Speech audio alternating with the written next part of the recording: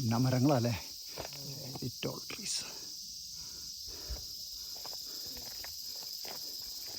അവിടെ ടാറിട്ട റോഡ് കാണുന്നു. അത് ഈ അമ്പലത്തേക്ക് റോഡാണ്.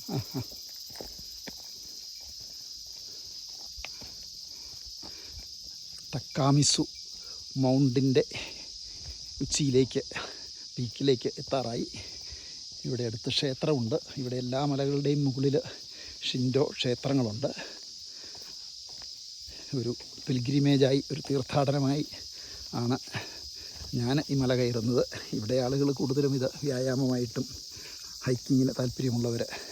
ഇവിടെ മതം ഒരു വലിയ ചർച്ചയോ വിഷയമോ അല്ലാത്തതിനാൽ, നമ്മളുടെ രാജ്യമൊക്കെ ആണെങ്കിൽ ഇപ്പോൾ ഇതിനൊക്കെ മുകളിൽ പല ദൈവങ്ങളെയും കൂടി ഇരുത്തിയപ്പോൾ ശരിക്കും നേർച്ചപ്പെട്ടിയുമായി നല്ല കളക്ഷൻ തുടങ്ങിയിട്ടുണ്ടാവണം. പക്ഷേ ഇവിടെ അത്തരം സമ്പ്രദായങ്ങളൊന്നുമില്ല. ആർക്ക് വേണേൽ, ഏത് മതസ്ഥർക്കും ഷിൻഡോ മതം അവരുടെ ടെമ്പിളുകൾ സന്ദർശിക്കാം. ഈ മരങ്ങളാണ് ഇവിടെ ഏറ്റവും ഐശ്വര്യമായിട്ട് ഷിൻഡോ ക്ഷേത്രങ്ങൾക്ക് സമീപം എല്ലാം കാണുന്നത്. വളരെ കൂറ്റൻ മരങ്ങൾ,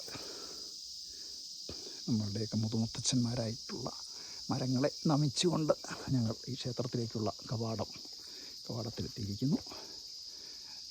അതിൽ മുമ്പോട്ട് കയറിക്കോ. ഉമേഷ് സാനാണ് കൂടത്തിൽ. അമ്പലത്തിൽ നിന്നുള്ള മണിയടി.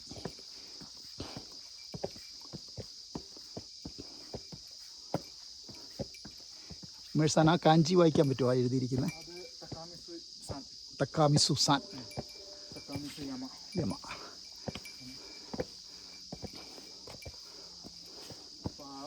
മൗണ്ടൻ്റെ എന്താ പറയുന്നത്, അധീനദേവത അല്ലെങ്കിൽ നുഷി എന്ന് പറയുന്ന ദൈവം. ഓക്കെ. ബ്യൂട്ടിഫുൾ.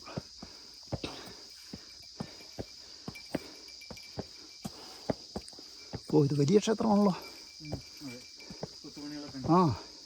Very nice.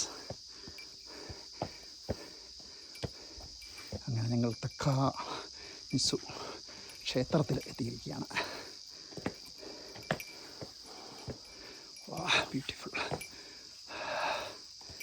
മനോഹരം.